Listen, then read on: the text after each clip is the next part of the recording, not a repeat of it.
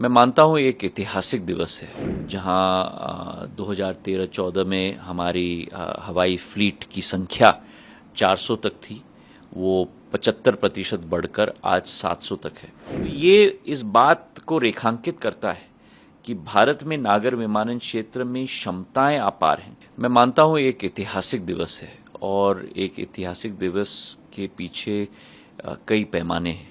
एक ऐतिहासिक दिवस है भारत के नागर विमानन क्षेत्र के हवाई कंपनियों के लिए, जहां 2013-14 में हमारी हवाई फ्लीट की संख्या 400 तक थी, वो 75% बढ़कर आज 700 तक है।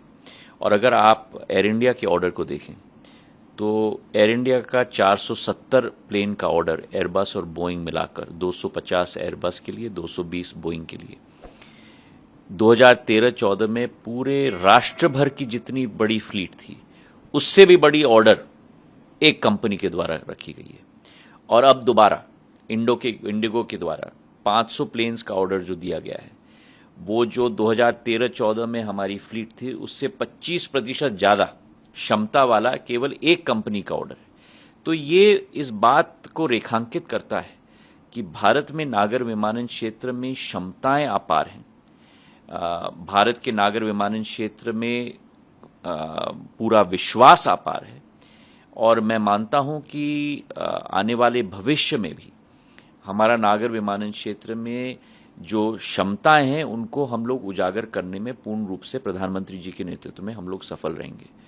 जो लोकतांत्रिकरण नागर विमानन क्षेत्र का प्रधानमंत्री जी के कार्यकाल में हुआ है, उससे आम आदमी के लिए और आम इंसान के लिए हवाई सफ़र करने के लिए जो एक सपना होता था, आज वो साकार हो चुका है।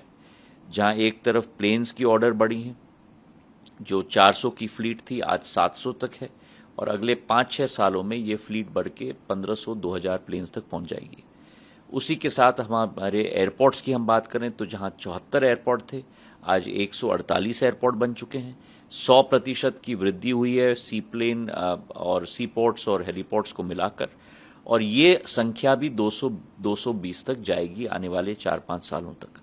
तो पूरा जो नागर विमानन क्षेत्र का एक इकोसिस्टम है और उसमें केवल प्लेन्स और एयरपोर्ट्स की न बात करें, लेकिन अंतर्राष्ट्रीय एक सिविल एविएशन हब भी भारत के अंदर बनना ही चाहिए, इसका पूर्ण विश्वास हमारी सरकार की है। प्रधानमंत्री जी की सोच है, हमारे मंत्रालय की सोच है, जो आज हमारे पश्चिम सीमा पर या पूर्वी सीमा पर हमारे हब्स, इंटरनेशनल हब स्थापित हो चुकी हैं, उसको दोबारा भारत में स्थापित करने का हम लोगों का संकल्प है।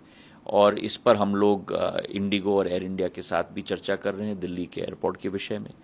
एयरपोर्ट्स में वृद्धि हो रही है, सिविल एविएशन में वृद्धि हो रही है, हमारे एरोस्पेस मैन्युफैक्चरिंग में वृद्धि हो रही है, हमारे एमआरओज और एफटीओज में वृद्धि हो रही है।